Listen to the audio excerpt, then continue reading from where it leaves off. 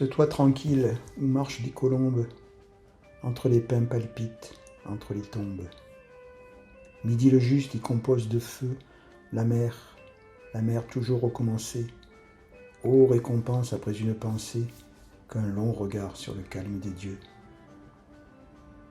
Quel pur travail de fins éclairs consume, main diamant d'imperceptible écume, et quelle paix semble se concevoir, quand sur l'abîme un soleil se repose, ouvrage pur d'une éternelle cause, le temps scintille, et le songe est savoir.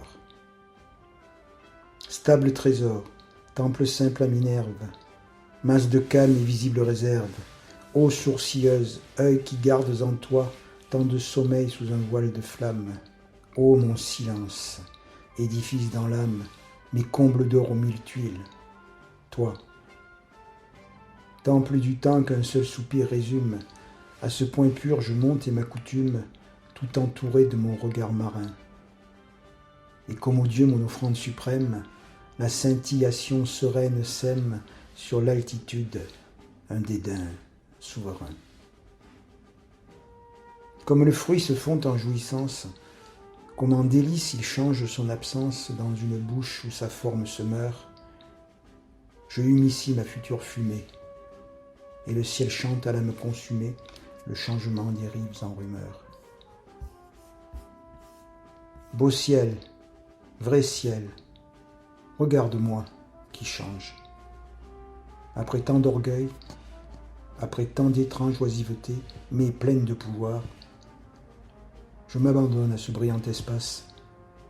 Sur les maisons des morts, mon ombre passe, qui m'apprivoise à son frêle mouvoir.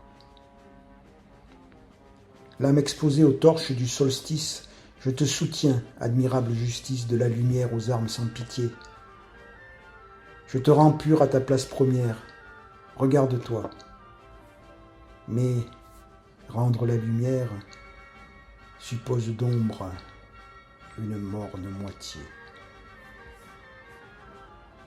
Ô pour moi seul, à moi seul, en moi-même, auprès d'un cœur, aux sources du poème, entre le vide et l'événement pur, j'attends l'écho de ma grandeur interne, amère, sombre et sonore citerne, sonnant dans l'âme un creux toujours futur.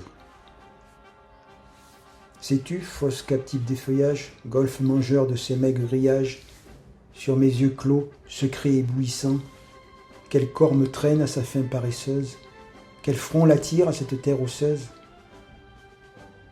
Une étincelle, il pense à mes absents. Fermé, sacré, plein d'un feu sans matière, fragment terrestre offert à la lumière, ce lieu me plaît, dominé de flambeaux, composé d'or, de pierres et d'arbres sombres, où tant de marbre est tremblant sur tant d'ombres. La mer fidèle y dort sur mes tombeaux. Chienne splendide, écarte l'idolâtre, quand, solitaire au sourire de pâtre, je paie longtemps, mouton mystérieux, le blanc troupeau de mes tranquilles tombes. Éloigne-en les prudentes colombes, les songes vains, les anges curieux. Ici venu, l'avenir est paresse. L'insecte net gratte la sécheresse. Tout est brûlé, défait, reçu dans l'air à je ne sais quelle sévérescence. La vie est vaste, enivre d'absence, et l'amertume est douce, et l'esprit clair. Les morts cachés sont bien dans cette terre qui les réchauffe et sèche leur mystère. Midi là-haut, midi sans mouvement, en soi se pense et convient à soi-même. Tête complète et parfait diadème. Je suis en toi, le secret changement. Tu n'as que moi pour contenir tes craintes. Mes repentirs, mes doutes, mes contraintes sont le défaut de ton grand diamant. Mais, dans leur nuit toute lourde de membres, un peuple vague aux racines des arbres a pris déjà ton parti, lentement. Ils ont fondu dans une absence épaisse. L'argile rouge a bu la blanche espèce. Le don de vivre est passé dans les fleurs. Où sont des morts les phrases familières, l'art personnel, les âmes singulières? La larve file, où se forment les pleurs. Les cris aigus des filles chatouillées, les yeux, les dents, les paupières mouillées, le sein charmant qui joue avec le feu, le sang qui brille aux lèvres qui se rendent, les derniers dons, les doigts qui les défendent. Tout bat sous terre et rentre dans le jeu. Et vous, grande âme, espérez-vous un songe qui n'aura plus ces couleurs de mensonge qu'aux yeux de chair l'onde et l'or font ici? Chanterez-vous quand serez vaporeuse? Allez, tout fuit. Ma présence est poreuse, la sainte impatience meurt aussi. Maigre immortalité noire et dorée, consolatrice affreusement laurée, qui de la mort fait un sein maternel, le beau mensonge et la pieuse ruse, qui ne connaît et qui ne les refuse, ce crâne vide et ce rire éternel. Père profond, têtes inhabitées qui sous le poids de tant de pelletés hêtent la terre et confondez nos pas.